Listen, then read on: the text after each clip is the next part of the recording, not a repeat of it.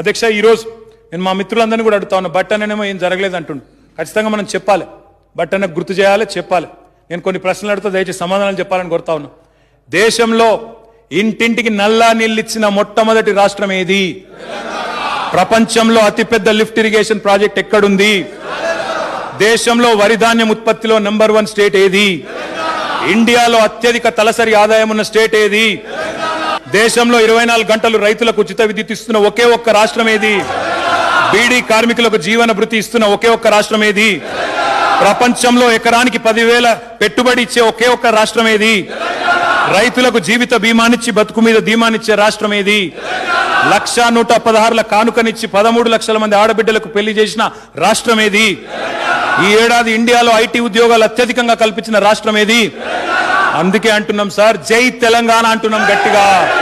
అది మా పర్ఫార్మెన్స్, అది మా ట్రాక్ రికార్డు. మీలాగా ఊకదంపుడు ఉపన్యాసాలు కొట్టం సార్.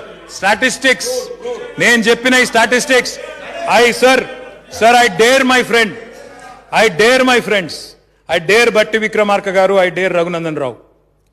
నేను చెప్పింది తప్పైతే మాకంటే better performing state Congress government కానీ బీజేపీ గవర్నమెంట్ కానీ దేశంలో ఎక్కడ ఉన్నదని మీరు రుజువు చేస్తే నేను రేపు పొద్దున ఫస్ట్ అవర్లో నా మంత్రి పదవికి రాజీనామా చేస్తాను. కాదని రుజువు చేయండి, నేను చెప్పింది తప్పని రుజువు చేయండి, I will quit my ministry tomorrow morning sir. ఇది మా ధైర్యం.